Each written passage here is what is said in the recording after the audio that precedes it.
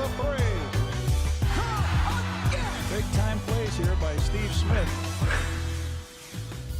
And welcome to Open Court. We call it My Generation on NBA TV. I'm Ernie Johnson. If you've seen the show, then you know this crew. Four-time NBA champion Shaquille O'Neal being forced to wear the tie in his first year with Turner Sports. Hall of Famer and Dream Teamer Charles Barkley is here. One of the all-time great clutch shooters in NBA history, Reggie Miller. The five-time All-Star and former Rookie of the Year, Chris Webber. 14 years, he's been an All-Star, he's been an NBA champion, he is Steve Smith. Five-time NBA champion with the Bulls and the Spurs, Steve Kerr. And two-time NBA champion, the one and only Kenny the Jet Smith. In this segment, we have some tough decisions to make. Is it going to be Michael? Is it going to be Larry? Is it going to be Magic? Bird, little fake down the lane. Oh, Larry Bird! Magic Johnson with the scoop shot in the lane. Jordan trying to shake off Starks. Oh, what a move by Jordan! Bird with the steal behind the back to Nate Archibald. Back to Bird. You know, the no-look pass by Magic Johnson. Wanted it, but Magic wants it more. Dribble behind the back. Oh, what a play! Slam dunk! Dishes to Michael. Larry Bird scored 60 points. Look at the Boston players mob him. Jordan. Oh! A spectacular move by Michael Jordan.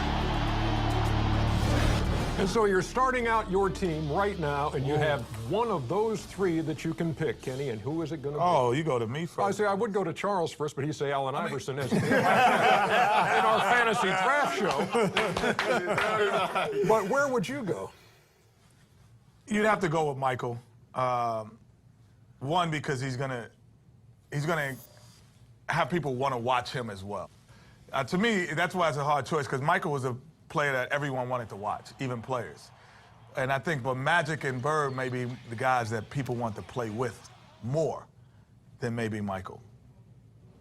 So you're not saying nothing. Next. No, I said Michael, though. I'll take Michael. Because individually, he's the best individual basketball player from top to bottom. Well, defensively, it's not even close between those three, right? He's by far the best defender. Without question. The interesting thing to me about the argument is that it took Michael a while to learn how to really be part of a championship team. He scored right away, but Larry and Magic were ready to win right away. You know, I think guys played better around those two early on, whereas it took Michael a little time. How do you make this decision? Do you look at rings now that everything is said and done in their careers? Do you look at rings? Do you look at just the magnetism and the guy who, they got it? You know, they understood what this game was about, the effort level, et cetera. What's the determining factor when you say, this is the guy? See? For me, it's the fact of what you guys just brought up, who wants to play with other people on the team. And when I think of Magic Johnson, if I'm starting my team with the point guard that sat in the captain's chair and played center in every position in the game in the championship, there's no way I'm going against Magic. I have help defenders that can probably help. You know, you look at, all these guys are great, but you look at the first few years of all these guys, they all had great Hall of Famers, and maybe Mike didn't have that in the beginning, but to me, the one thing is Magic, being the leader that he is. One thing that is, maybe it is up for question, but Magic, to me, in the history of the game, is one of the best leaders from what you've seen in his getting people energized, getting the crowd energized, the style of play. You ever notice when they scored how fast Magic Johnson got the ball up to half court? You know, those are Showtime things, but you're setting up the play with 20 seconds on the clock, and just him getting everybody involved, knowing what buttons to push. And I don't know if anybody had his intangibles. Chuck. To me, it's Michael for two reasons. Number one, he won more championships, so I give him that. But look at who they played with. Bird played with the greatest front line ever, two other Hall of Famers. Played with Dennis Johnson, another Hall of Famer. Magic played with Kareem, James Ward, the two other Hall of Famers. Byron Scott was terrific. You know, Michael had Scott at the first time. They still won 3. Next time, you know, they had another Hall of Famer in Dennis Rodman. But when he had one Hall of Famer, he won 3. And then when he got Dennis Rodman, they won another 3. And I think people forget, he retired at his prime the first time. They probably would have won 2 more championships. And this guy was flat out scary. I don't even think it's close to saying who was the greatest basketball player ever. But I think, to me, he's like the hockey of Wayne Gretzky of hockey. Like, his numbers are so much better than those other guys. Those other guys are great, don't get me wrong. But Michael, it just was an honor and pleasure to play against him. How about Larry Bird in this equation, though? And tell me, when you watched Larry's game, Smitty, what it was that jumped out at you that has him held in such high regard throughout the NBA? Well, I think, Ernie, like we all know, it's a tough decision with those 3 unbelievable players. But just to talk about Larry, for me to see the guy who can shoot the basketball, but then also be able to change his game up, but to do whatever he had to do to win. You know, kind of like Magic, kind of like Michael, but, you know, I was impressed for a guy with his athletic ability, which was not a lot, to be able to rebound the basketball, to really take the fundamentals of the game and take it to another level. I mean, everything fundamentally, if you watch Larry Bird, he did at a top level. I mean, but if I had to pick, because I started my team always with a center and a point guard. So taking nothing away from Michael. We all know he's the greatest player, but if I'm gonna start my guy with a team with a point guard or a center, I have to go with Magic Johnson, because now I can plug any 2, 3, 4, 5 with a Magic Johnson, and we'll have a chance to win. You know, Reggie, I think, getting back to Michael for a second, and I didn't know this until research told me, in your rookie year, you started 1 game, and it was against Chicago. You had 13 in the game. Michael had 38. Good defense. But when you're on the floor with him, because I want to get to Steve, too, on what it's like to be a teammate of him, but when you're on the floor against him, what was that all about? Well, look, grew up in the LA area, was raised and trained by Magic Johnson. I patterned my game after Larry Bird. But being in the Central Division and going against Steve and the Bulls, and I agree with Charles, no question, to me, if I'm starting a team, it's Michael Jordan. Just for the simple side, and Smitty can attest to this, we had to guard him, 35 to 40 minutes a game. And he was the Shaq of shooting guards, because there's no way you were going to move him off the post. He was cat quick, and on top of that, he was going to embarrass you in front of your family and friends.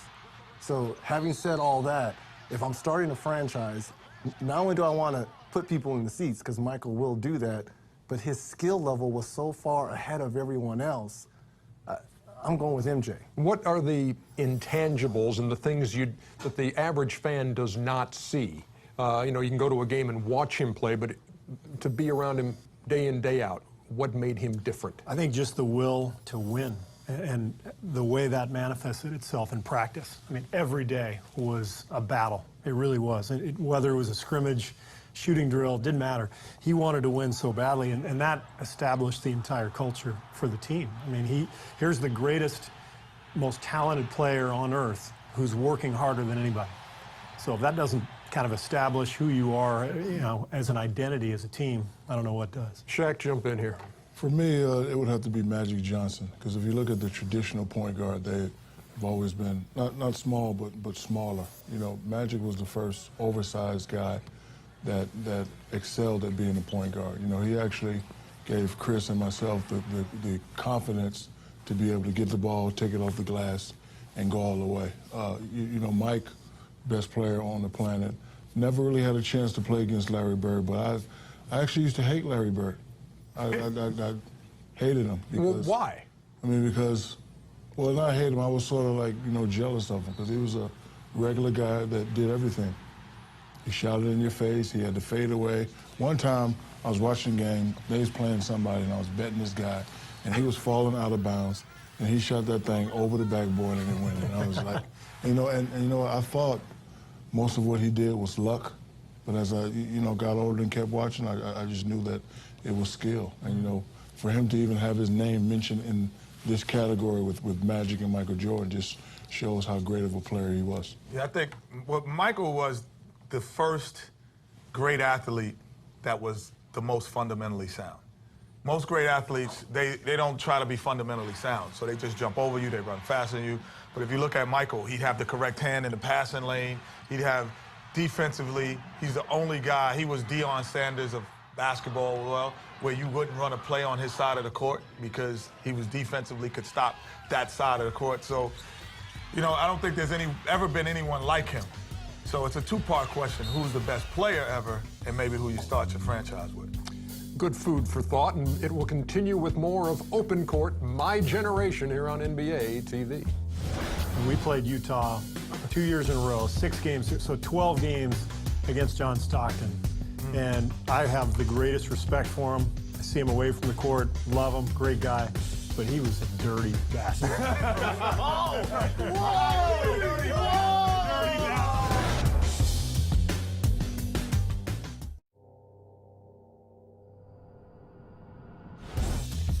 And this is where it started. There's the first punch, Get him. Charles. I mean, that is You too little, Chuck.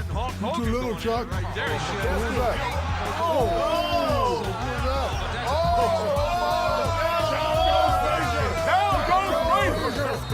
Offensive foul.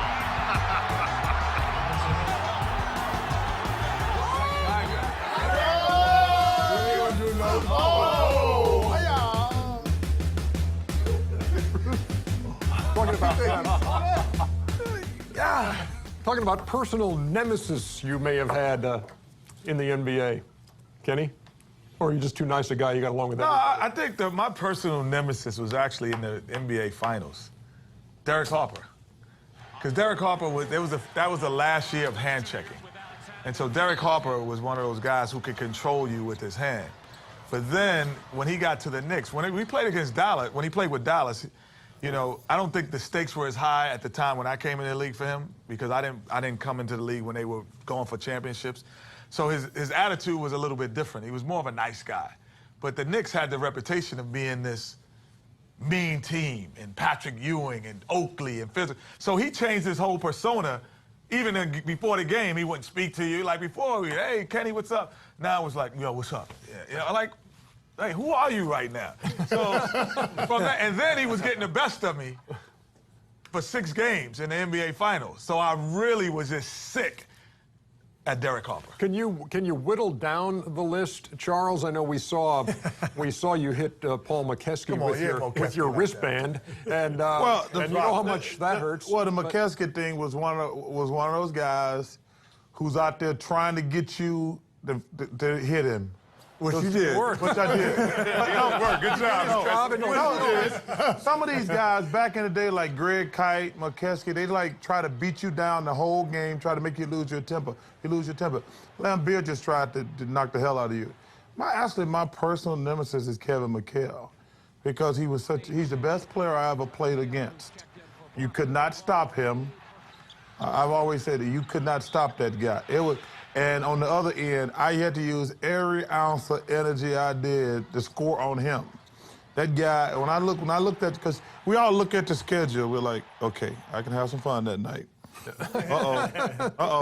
Better get a good night's sleep that night. I mean, we all say the same thing about different guys, but Kevin McHale is the best player I played against, because he was unstoppable offensively, and he gave me nightmares on defense. I think we can probably differentiate, too, between guys who were your nemesis, and maybe you respect their games, but they were really tough to play against, and then guys you just didn't care for.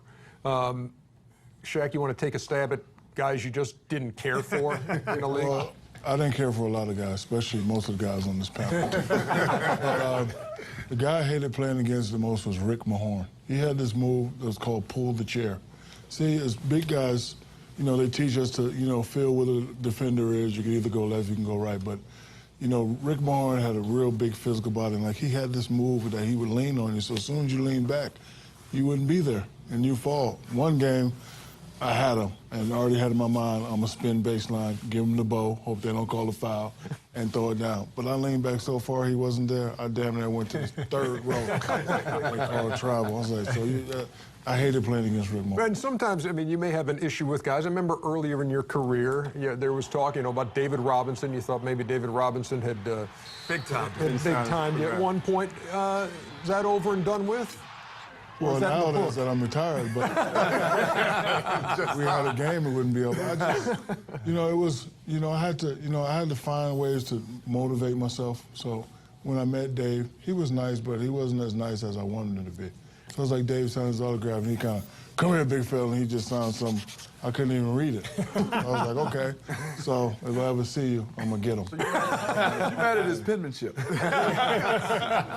That man made me cry in my little mom's Toyota. I was sitting there, man, I was so mad. How about a C? Man, I know the West Coast, the whole conference one year was my nemesis. When I think of it, kind of on the respect side, you say, I remember that it was from Charles's older years to having to check all these guys in one season. These two, Kevin Garnett, Rasheed Wallace, Dirk Nowitzki, and I thought we had the best offense. And every night, you know, it was like, wow, you got to bring your A game and you got to figure it out. But older, Terry Cummings. Terry Cummings is the only man to punk me in my life in the air. Like, I came in the league a rookie, wanting to play, thinking I'm tough, and Ricky Pierce says, don't mess with Preacher Man. Like, Preacher Man? No, Preacher Man. And I give him a ball. He's like, young fella, stop. And he touched me, and I'm like, okay, he got a nice, strong grip. I come back down, and somebody else fouled me, and he catch me with one hand out the air like your grandfather would, and just told you, say, listen, young boy, I'm telling you, don't throw no balls out here. Don't let Ricky pump you up to get in a fight. And that was the only time I was like, if I keep playing against him, he's going to be my nemesis. We didn't keep playing, but that's the one guy through the league I remember that he had that old man strength and put you in a vice grip. How about it, Reg? Look, mine's out of respect. I consider myself, you know, I'm being a little braggadocious here, but I consider myself the best shooter ever. But there's one guy that tops me. And he got underneath my skin. And the reason why he got underneath my skin is because a lot of times I couldn't understand what he was saying. And it was the late, great Drazen Petrovic. Oh, yeah. This guy, when he came off screens and he started to talk to you, you couldn't understand him. He smelled like he never took a shower. Maybe it was something complimentary. And he said something bad. No. Talk about wanting to strangle someone. Yeah. Drazen Petrovic was my nemesis. I could not stand this guy, but to this day, I respect him because I think he is the best shooter I've ever seen in my life. Better than Ray Allen. The best shooter I've ever seen in my life. And you concur, Steve? You know, I'll go with Reggie. He got on your nerves because he talked, he pushed, and you couldn't understand him. He smelled, and he made you. He smelled. I'm be honest, he smelled. He did. We had to guard him. He smelled. I'm gonna tell you my. Well, perhaps that was playing. Say that on the panel. That was playing. Like I'm playing Reggie Miller tonight. I'm not going to shower for 3 days. Mine was, you know, I'm a big Magic fan, going to Michigan State, so I'm gonna be a point guard in the NBA. Muggsy Bogues made me change my position. Picking me up 94 feet, Kenny. I mean, he turned me, he said, you're not going to play point guard for so long. And after about a year and a half, and Muggsy kept looking at me, smiling, every time we would play, he changed me from going from a point guard to a shooting guard. Next was Michael. And the reason why, I got to be honest, because, you know, you're trying to make an all-star game for me in the Eastern Conference. Yes. Michael Jordan was in already, no problem. So you only got one spot for the next two guards. So now I'm mad at Michael because if he went to the Western Conference, maybe I have a chance. But in the Eastern Conference, Michael winning championships, and you got me, Reggie, Joe, Penny, Allen Houston all fight for that one spot. So I'm a little mad at Michael for that. Anybody really got under your skin? No question. Kenny touched on it earlier. You play a playoff series, and you go against a guy over and over again. It's inevitable. And we played Utah 2 years in a row, 6 games, so 12 games against John Stockton. And I have the greatest respect for him. I see him away from the court, love him, great guy. But he was a dirty bastard. Whoa! Dirty bastard. Whoa! Steve Kerr! I'm letting it out. I've never seen a therapist about this. This is my time to let it go. There you go! I can tell you feel better. Take the couch. Oh, my God. John was a person that would stretch the boundaries. The PG version of what Am I allowed to He say that word on TV? That's already you got it. On NBA TV, you are. You say a lot worse than that. No, not on NBA TV, I don't. You can say dirty as It's much like as you want. HBO. NBA TV is like HBO. I think that John understood there's a personal space law, and he understood how to invade that. And as a guard, you know, when I'm talking to you, Ernie, I'm going to talk to you here. But John Exactly. so comfortable even as we Playing speak. kind of European way. A little bit closer than you said. You're shooting a jump shot. It's respect that a guy's shooting a jump shot that you can't block it, so you kind of just contest. John made like he could block it, and he'd get under your feet. When you're running out, the ball is out of bounds, he's running out. He'd like this trip that he would do, and all of a sudden the guy would trip and they throw the ball in at the same time, and he'd go down and lay it in. So he had a lot of those type of bastardly moves. Now, there's another. Okay. Hey, last thing in this segment, Shaq. Everybody knows you and Kobe had something going on. Is it over and done with? Is everything cool? Is there anything still there from the time? Is he still a bastard? No, listen. When I was in charge of that organization, I was the leader. You know, I was always in CEO mode. So, you know, I wasn't really worried about the relationship. I was worried about the task. And Hersey and Blanchard states that you must worry about the task and not really worried about the relationship. So, you know, the task at hand was to win championships, and that's what we did. Now, if I see him now off the court with his lovely wife, his lovely kids, hi kids, I'm Uncle Shaq. Hello, Miss Vanessa. I mean, so, you know, for me, it's nothing there. Every now and then. Everything's cool till the book comes out. That's right. One of the great quotes of all time. Everything's cool till the book comes out. You're watching Open Court on NBA TV. Kenny, I have to establish the post against him because this guy is so physical. So I have to establish that I'm here in the game. When we run those plays, I don't touch the ball.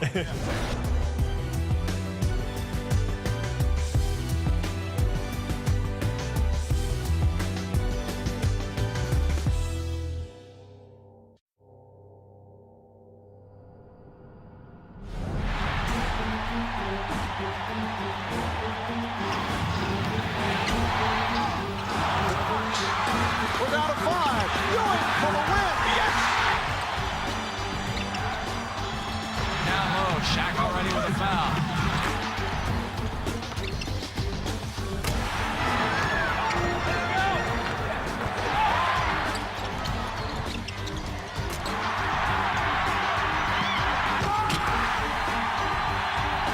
For Ewing.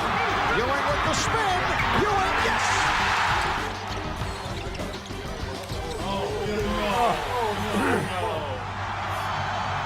Thank you, I love you, man. I love you, man. I love you. Thank you. Oh, there it is.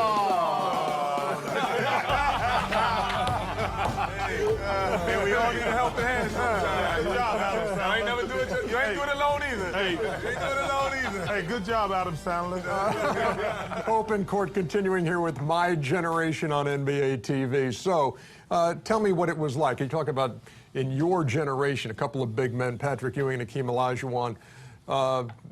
The hand-to-hand combat that goes in there and your first hand there. What's it like, Shaq? Hakeem Olajuwon had everything.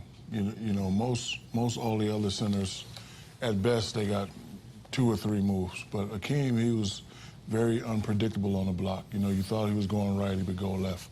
You thought he'd shoot a jumper, he'd come with the up and under. And mentally, he was a guy you couldn't break. Like all the other guys I say something about in the paper, especially the Georgetown boys. You know, I say something about Alonzo, Dikembe, they get mad, you know how they play. But, you know, you say something about Hakeem or you throw Hakeem a ball, he just look at you and go, nice move, big fella. And, you know, I met with him in the finals, 94, 95? Right. And he just, you know, he was the first guy to actually embarrass me because I really didn't know what he was going to do. You know, you watch his tape and, you know, he faces up, he shoots a jumper, but when you're there, if that double ain't coming, he will score. He will score on you. And on the other side, how about Patrick? Patrick was mean. Patrick was mean. And, you know, all the Georgetown guys were mean. And, you know, coming up, I, you know, tried to pattern my game after Patrick. And, you know, Patrick was a great player, but if you ask me the better of the two, I'm going to have to go with Hakeem Olajuwon. Kenny, I would think that there's no question. Patrick Ewing. Yes. As we've seen from the photos already, that Hakeem would be your pick. I never played I've never played against, never played with anyone that was that unique, because you defensively, forget the dream shake, but defensively, if there was a pick and roll and you switched, he can guard a guard. He was able to move his feet and be able to be in position and guard a guard. Then, because his rule was, he said, Kenny, I'll play your man for 5 seconds.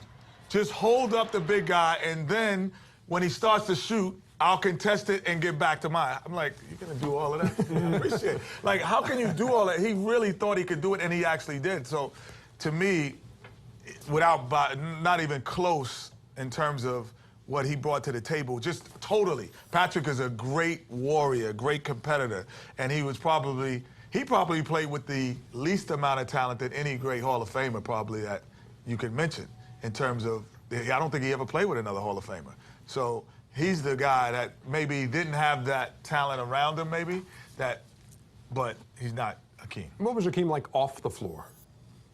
The most honorable guy I ever met. Like, that's a hard, most people, oh, he's a nice guy, but honorable. Like, he just said what he was gonna do, and he did it. And he didn't, I'm gonna be there at 3, I'm gonna pick you up. Like, if I'm on the highway, hey, I need a ride, oh, I'll be there in 15 minutes. 15 minutes, he's gonna be there. Like, he was that type of person. Hakeem Olajuwon or Patrick Ewing? Well, first of all, I think Patrick Ewing is probably the most underrated of all the great centers because he didn't win the championship. But I will say this about him. That guy, he's a man. Yeah, he's a teddy bear. But I'm going to go with Olajuwon because I'm going to piggyback on something Kenny said. I've said sports is a unique group of people. It's a lot of good stuff and bad stuff that goes on in sports. Hakeem Olajuwon is an honorable person. And I've only said that about a couple guys in my whole NBA venture. Any of us here? Or? No, not quite. Y'all are all good guys, but Kenny started now. Kenny is honorable. Thank you. I mean, Kenny said Hakeem is honorable. Yeah, Kenny said Hakeem is honorable, not that you're honorable. But you know the thing that amazed me about Hakeem Olajuwon is, first of all, he's so good, he changed his name. He used to be Hakeem. He was so good, he changed it to Hakeem. Or something in that neighborhood. Hakeem, yeah. What? No, he was Hakeem and he changed it to Hakeem. But if you were to say, yeah, let's make him take that shot. The shots he take, like if you're a good defensive coach, you say, yeah, let's make him take that 360 fadeaway, half his head behind the backboard. Like, that's the shots he shoot. Like, we played them in 2 memorable 7-game series, and I'm sitting there looking at tape, and I'm like, homeboy just did a 360, half his head is behind the backboard. The only thing on the outside of the backboard on the court is the ball. The rest of them, I don't even know if he can see the rim. But it's the most amazing thing, the shots he take. And when we were watching that video coming into the segment, when they show that dream shake against David Robinson, which is the one that, I mean, you guys, everybody's shaking their head and everybody goes, woo! And I mean, when you see a big man with those kind of moves and that fluid, what did you think? I think about 2 things. I think, one, the fact that he made that move because you thought he was going to do the jump hook. Because he can hit you with a basic move. He has basic moves. So you have to be really good basically first to add everything else. And then when he hits you with the left shoulder or right turn, the playoffs, fresh rookie year, you get a book of what type of moves every guy like. He go 40% over shoulder. Hakeem, it was nothing but on this side, he may go left, he may go right. And he was the only guy ever in the NBA that was my height and a center that you had to move your feet when he's in front of you. Hakeem just didn't have the shake on the baseline. He would get you at the free throw line, give you a little stutter-step dribble, and you wouldn't know what to do as a big guy. You look in the guards, for help. And Hakeem wasn't that big. That's all. When I saw him, I was like, okay, he's not that big. And to be, every time he's blocking shots, elbow over the rim or the jump shots, his game to me was just, it was just so versatile, everything. It's funny, you talk about elbows to the rim and that big. He said to me one time, he's like, Kenny, I'm really sorry. I'm like, why are you sorry? He said, because sometimes you set out practice and you say you have this thing called tendonitis. I'm like, yeah, He said, I have it. It feels like a headache in your knee. This was 14 years into he had never had tendonitis. Right. He never knew what that was. So I'm like yeah, I said, Dream, I got migraines some days. As a guard, that was the first big man that I started asking tape for, because I wanted to see his footwork. I mean, one thing, Kenny, I could say, watching him in the layup line, him handling the basketball, he has spin moves. So I'm thinking, big guys, where does he get this from? But then also talking to Jim Boylan, who was the kind of assistant coach who's doing video for y'all, I was always asking him, he said the biggest thing about Akeem was his counters. Everything a defensive had was his counters. So for me, trying to post up, I'm trying to learn all the counters. Unbelievable, phenomenal to try to pattern your footwork as Akeem. I couldn't do it because this is a guy. The footwork, it seemed like it was just fluid. It was something off of feel versus everybody trying to break it down. Look, I agree with everyone here on the panel. I would go with Hakeem Olajuwon out of the two, but the guy that kept me up most nights because he was in our conference was Patrick Ewing. And not only because he was well coached under the Riley years, but you knew what you were getting defensively when the Knicks drafted Patrick. We knew he was going to protect the basket. But I think all of us would be a little bit shocked that he has over 25,000 points because he wasn't a scorer while he was at Georgetown. And the way he evolved offensively, yeah, he's not in the category of a Shaq or a Kareem Abdul-Jabbar or Hakeem Olajuwon, but you talk about one of the meanest guys to protect the paint.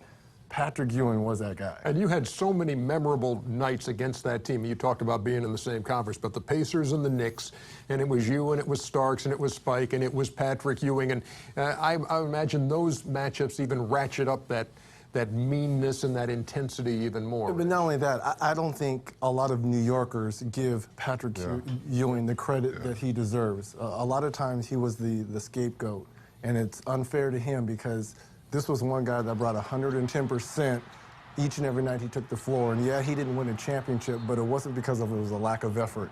And when you hear New Yorkers talk about Patrick and sometimes the misfortune and not winning a championship, I scratch my head because there's a lot of us on this panel because of the great Michael Jordan didn't win a lot of championships. And he just falls into that category. I'll give you the final word, Steve Kerr, on this when you put these two guys together and what they both brought to the table. Well, as a guard, you have to learn defensively to help down and rotate. And I thought it was a lot easier to help down on Patrick. He was a little bit more mechanical offensively, so you could help and the team could kind of figure out the rotations. With Hakeem, it was impossible. I mean, as soon as you come down, he's spinning the other way. Now your rotations are a mess. That guy was unguardable down the block. Two of the greats, Hakeem Olajuwon, Patrick Ewing, and we'll have more of Open Court, My Generation on NBA TV right after this.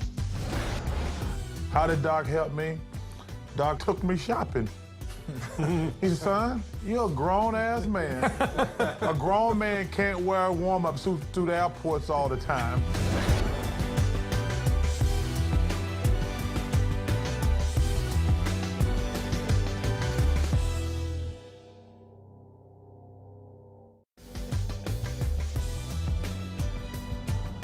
From the Philadelphia 76ers, number 6, Julius Erving, the doctor.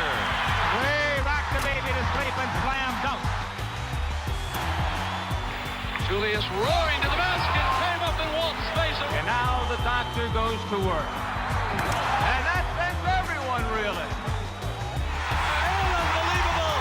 Julius Erving put it dreaming underneath. The one and only Dr. J, Julius Erving. When you come into the league, Doc's in your locker room.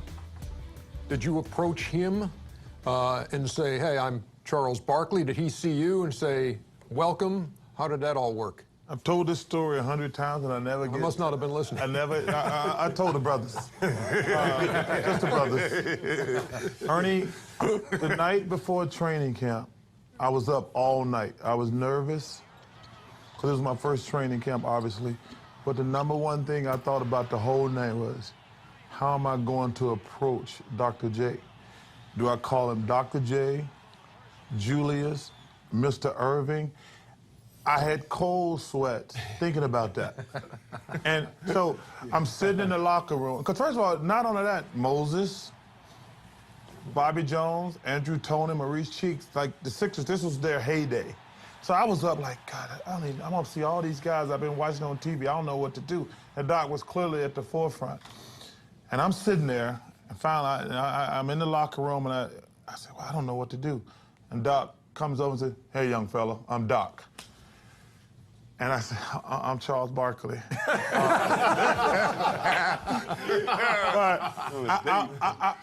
Ernie, I can't explain how nervous I was. Because, like I said, that's when the Sixers was in their heyday.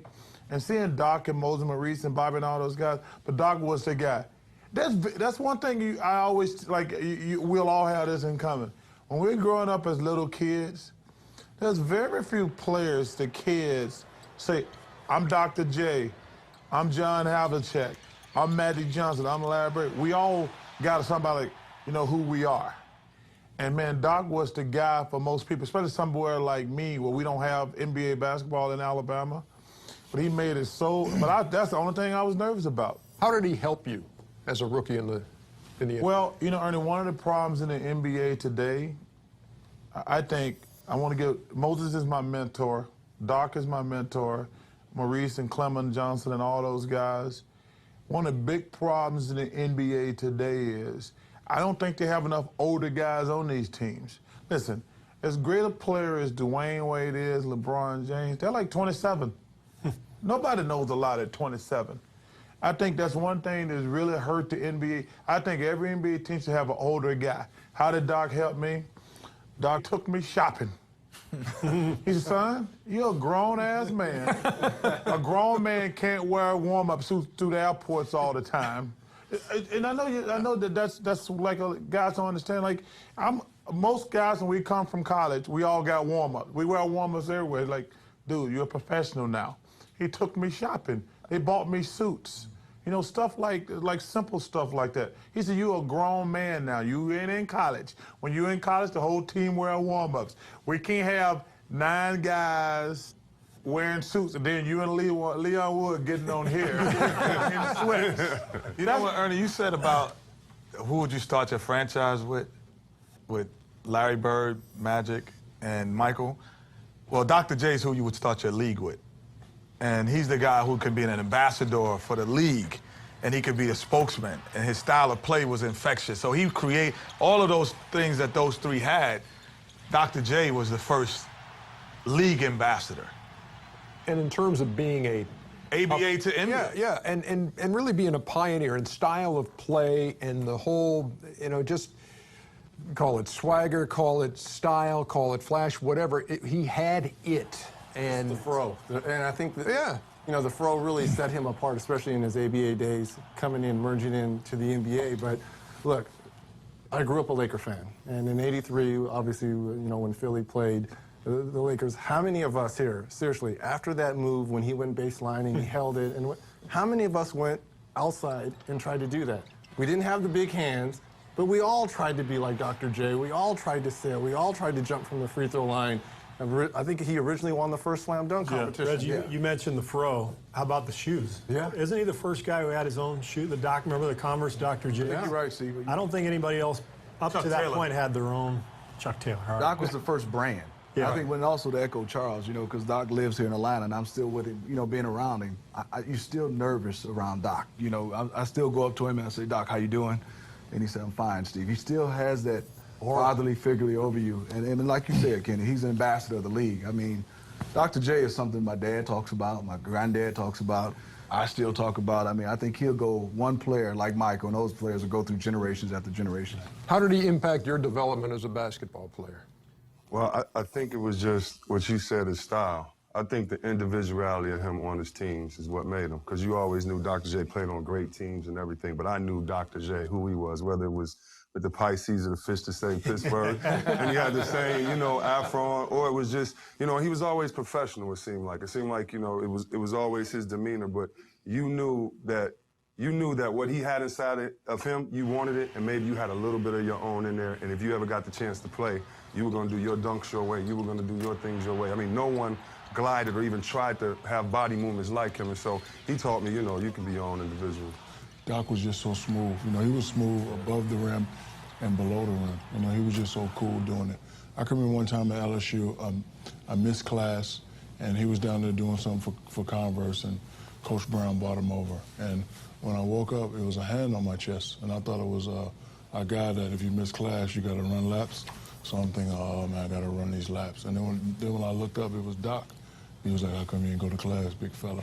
And he was just so smooth. And, you know, we became friends. And when I decided to leave early, after calling my parents, Doc was one of the first people who I called. He was just so smooth. He was just so nice.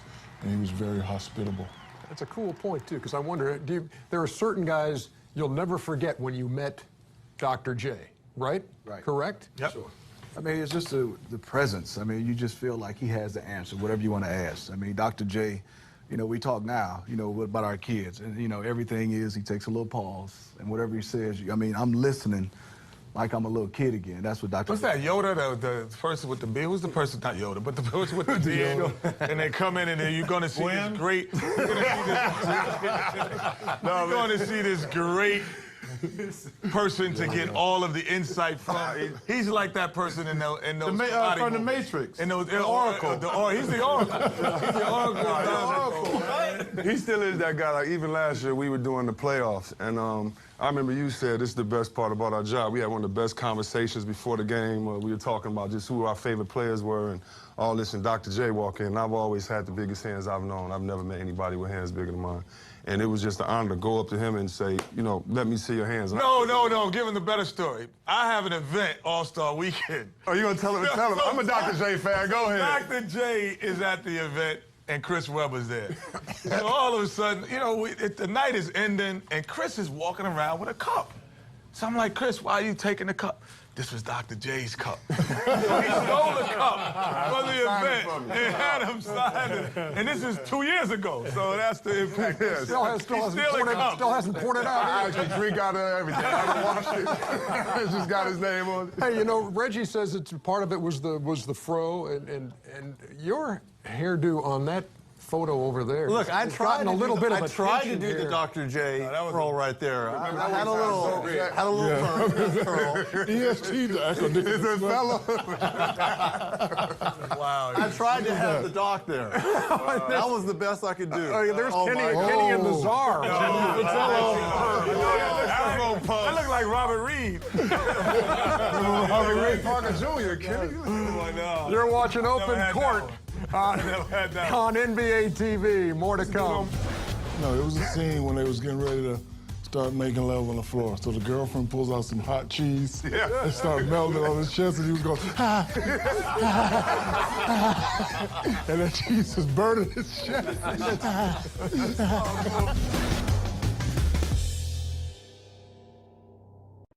Did you say Rodman gave you your first job?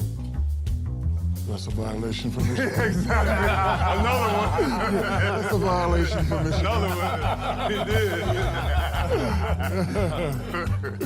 did. And you used to go work out with the Pistons? Violation for Michigan State. Or probation. Yeah. Dr. J was in your room?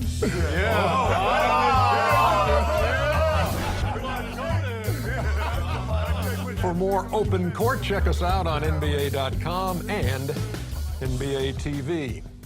This is one of those questions that everybody wants to go first because Go in alphabetical order. if you go last, Go in alphabetical if you go order. last, you say, "Oh, he took mine." So what is Let's go by fewest All-Star appearances. Okay, so what is the one movie, Steve Kerr, that if you're flipping around and you see this movie, you stop what you're doing and you watch it? Doesn't matter where it is in the movie.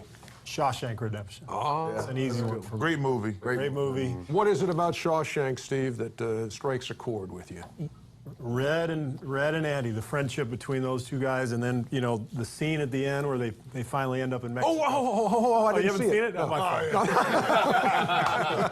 fault. Still gets me every time. Shaq. My favorite movie is Don't Be a Menace While Drinking South Central Juice. Grandmother?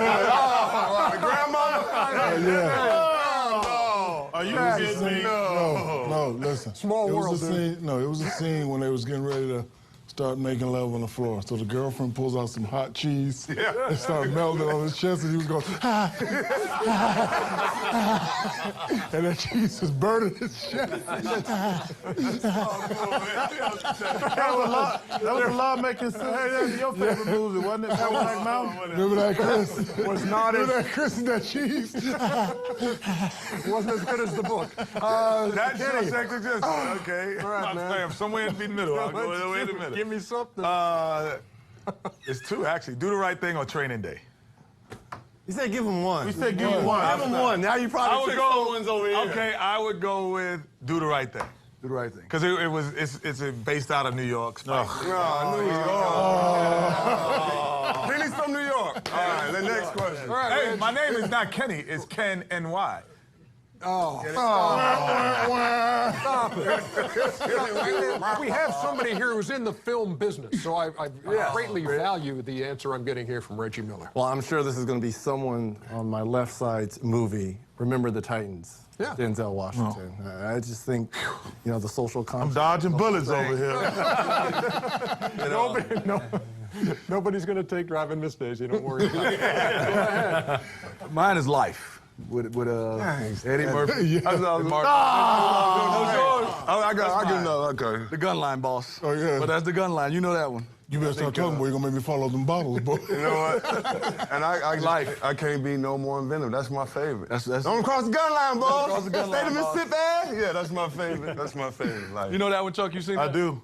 Okay, Boss, Charles. I can't believe he don't like us. Boss, he want to get away from us. Charles, nobody has will say taken this your first, nobody's taken my your movie's film. great. All y'all picked out great movies, but Braveheart. Yep.